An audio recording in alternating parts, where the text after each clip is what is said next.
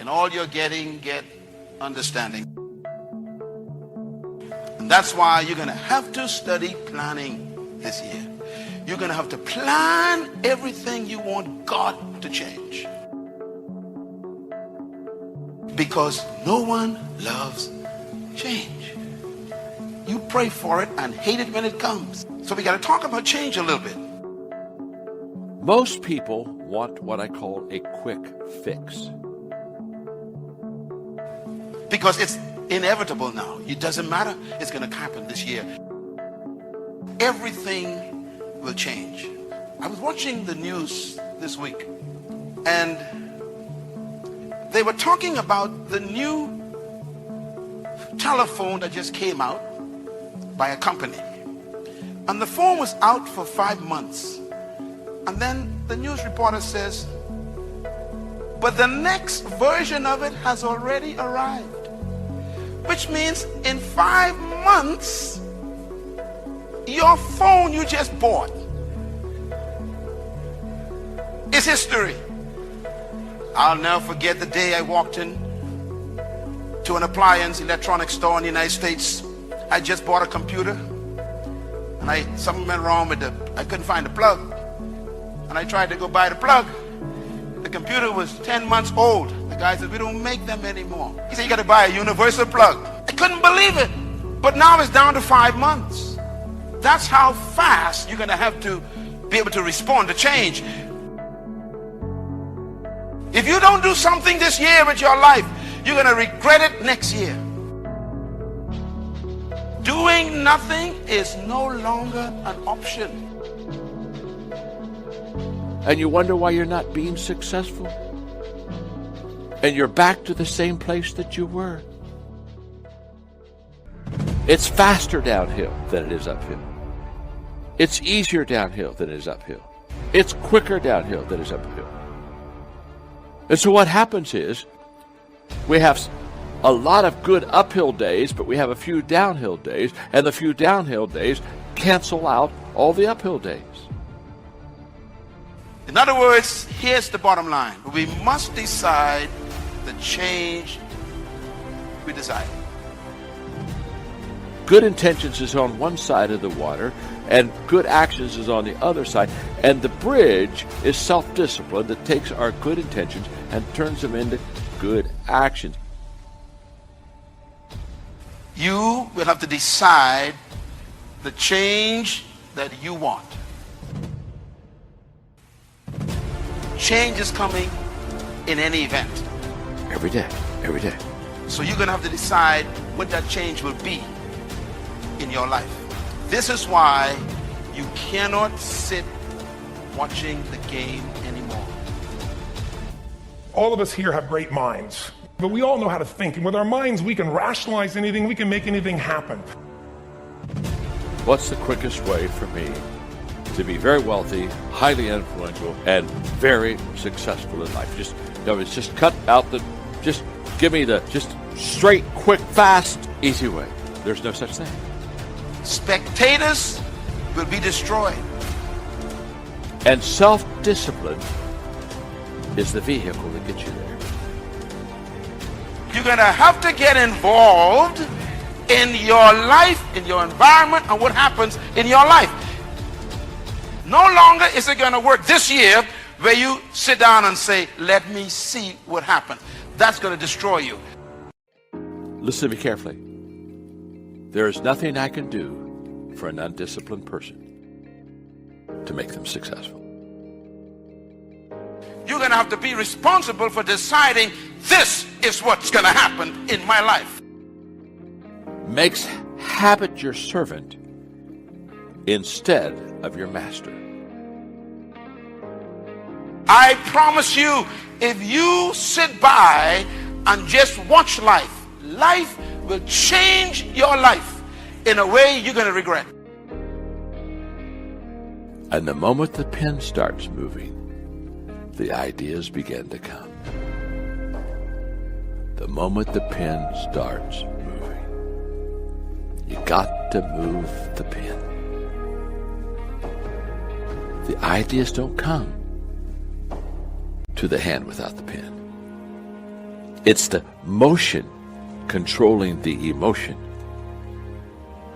which turns into self-discipline. I really want to know what's driving you. Again, What makes the difference in the quality of people's lives? But when it comes to fulfillment, that's an art. And the reason is it's about appreciation and it's about contribution. You can only feel so much by yourself. So the question we got to ask ourselves really is, what is it? high morale is uphill climbing. Low morale is in downhill sliding. You get high self-respect if you climb uphill. Low self-respect if you're going downhill. Self-improvement uphill. No improvement downhill. You're purposeful uphill, you're aimless downhill, you're fulfilled uphill, you're empty downhill, you're making a difference uphill, you're not making any difference downhill, you're intentional in your actions uphill, you're got just good intentions on downhill. A lack of self-discipline is a lack of knowing what you want in life. And when you don't know what you want, you won't have any self-discipline power to get there. Ladies and gentlemen, if you don't plan, life will plan your life for you. Self-discipline makes consistency possible. You only become excellent in something because you're consistent with it. Very important. Now, Most of society thinks biography is destiny. The past equals the future. And of course it does if you live there. But what people in this room know, and what we have to remind ourselves though, because you can know something intellectually, you can know what to do and then not use it, not apply it. So really what we got to remind ourselves is decision is the ultimate power, right? The story people tell us is a bunch of different stories. They tell us we don't have the resources.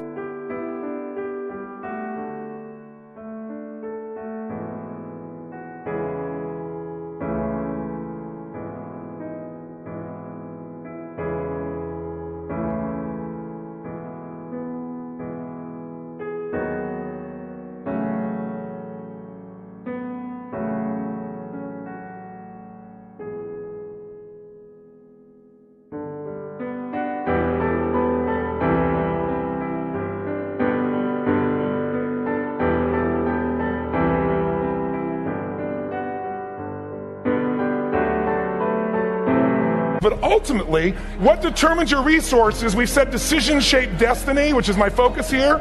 If decisions shape destiny, what determines it is 3 decisions. What are you going to focus on?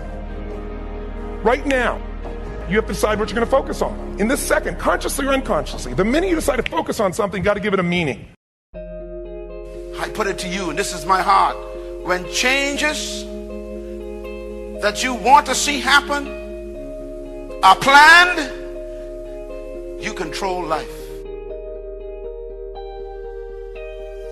And whatever that meaning is produces emotion. Is this the end or the beginning? Is God punishing me or rewarding me, or is this the roll of the dice? And emotion then creates what we're going to do, or the action. So think about your own life, the decisions that have shaped your destiny. And that sounds really heavy, but in the last 5 or 10 years, 15 years, haven't there been some decisions you've made that if you made a different decision, your life would be completely different? So the bottom line is maybe it was where to go to work and you met the love of your life there. Maybe it was a career decision. The history of our world is these decisions. When a woman stands up and says, no, I won't go to the back of the bus, she didn't just affect her life. That decision shaped our culture. Or someone standing in front of a tank. Or being in a position like Lance Armstrong and someone says to you, you've got testicular cancer. That's pretty tough for any male, especially if you ride a bike.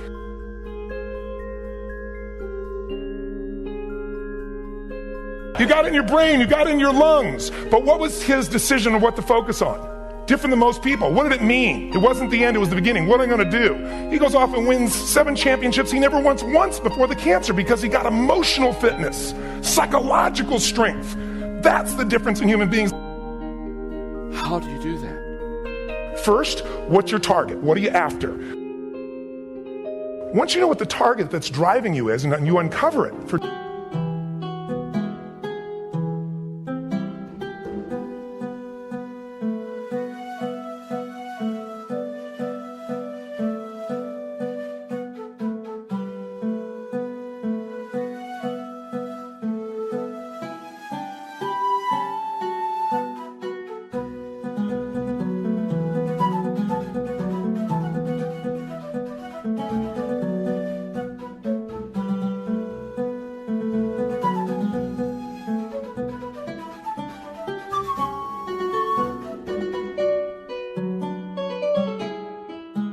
the truth. You don't form it, you uncover it. Then you find out what's your map. What's the belief systems that are telling you how to get those needs? I wish I had time to develop that for you, because what happens is, unless you and I have a clear picture of what we're looking for, we don't know when we see it.